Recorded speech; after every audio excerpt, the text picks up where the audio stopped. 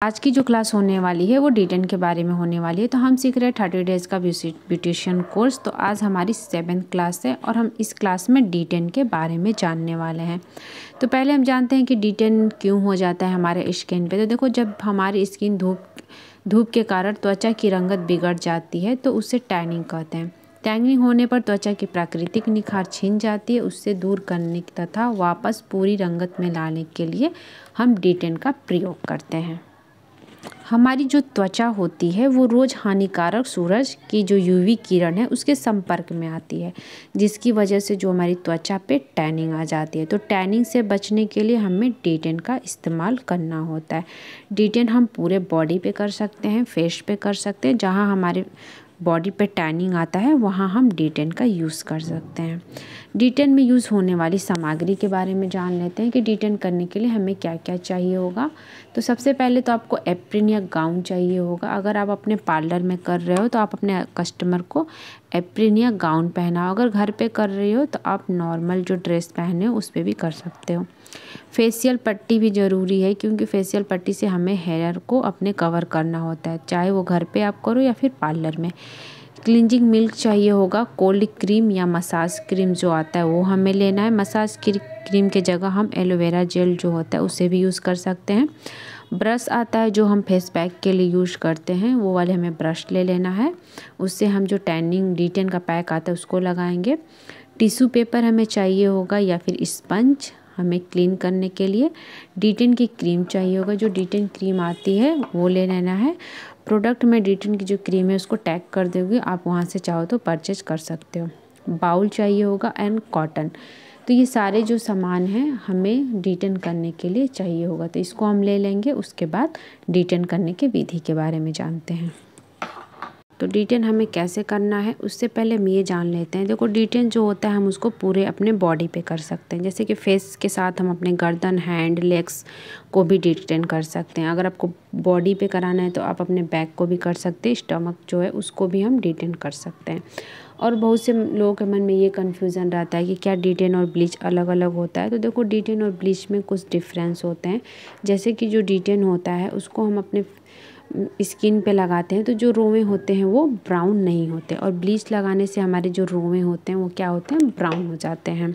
अगर आपको ब्लीच नहीं सूट कर रहा है तो आप इसकी जगह पे D10 का यूज़ कर सकती हो। और ब्लीच में जो होता है एक्टिवेटर मिक्स करना होता है, बट जो D10 पैक होता है वो बना के मिलता है, उसमें कोई भी चीज़ें हमें मिक्स नहीं करना होता है। और जिसकी कम एज है उसको D10 करना चाहिए। अगर सबसे पहले हम स्टेप 1 के बारे में देखते हैं कि हमें क्या करना है। तो सबसे पहले क्लीनिंग मिल्क से स्किन को साफ़ करेंगे। 5 मिनट के बाद स्पंज की मदद से चेहरे को साफ़ कर लेंगे।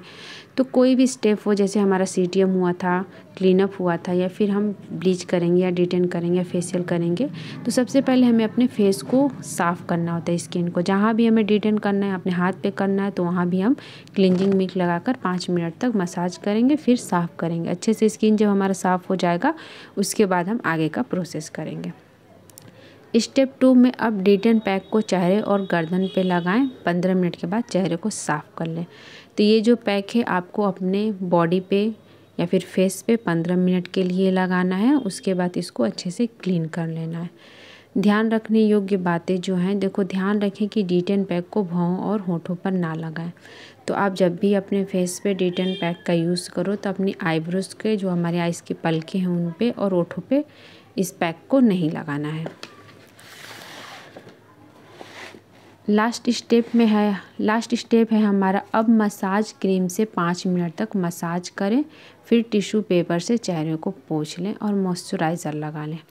मसाज क्रीम आते हैं, ये भी आपको मार्केट में मिल जाएगा या फिर ऑनलाइन मिल जाएगा, आप उससे मसाज कर लो। या फिर एलोवेरा जेल जो आते हैं उनसे भी आप मसाज कर सकते हो। अगर आपके पास मसाज क्रीम नहीं है तो घरेलू चीज़ों से भी हम D10 कर सकते हैं।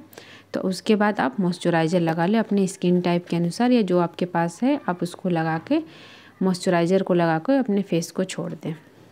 D10 करते टाइम कुछ सावधानियां हमें बरतना होता है, वो जान लेते हैं।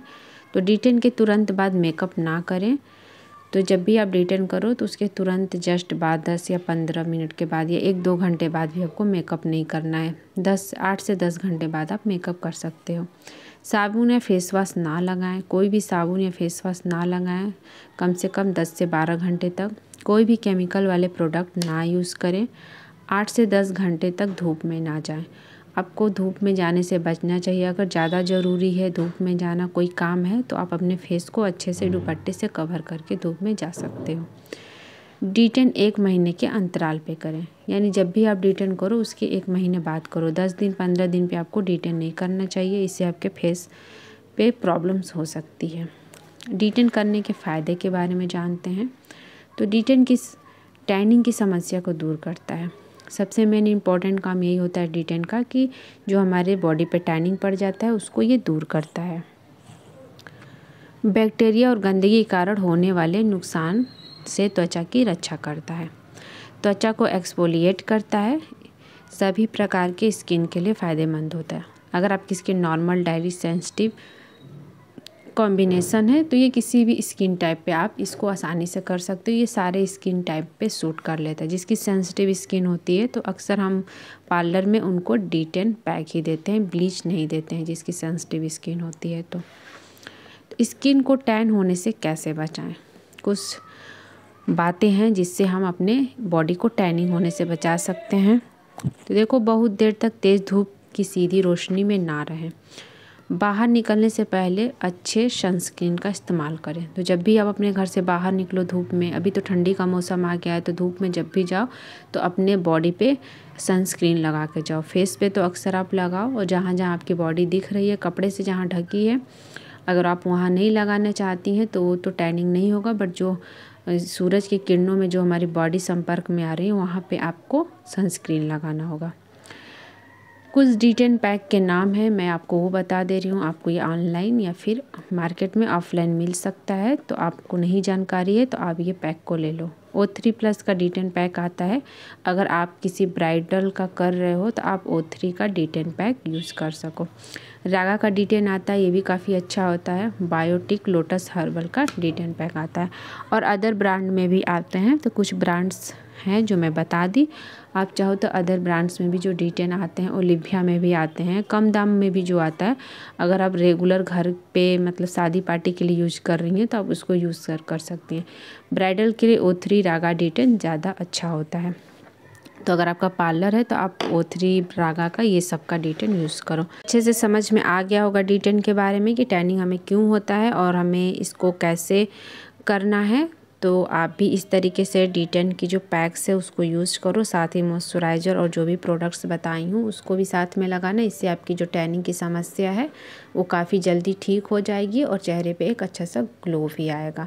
तो इस थ्योरी को आप भी नोट कर लेना। तो मिलते हैं नेक्स्ट वीडियो में।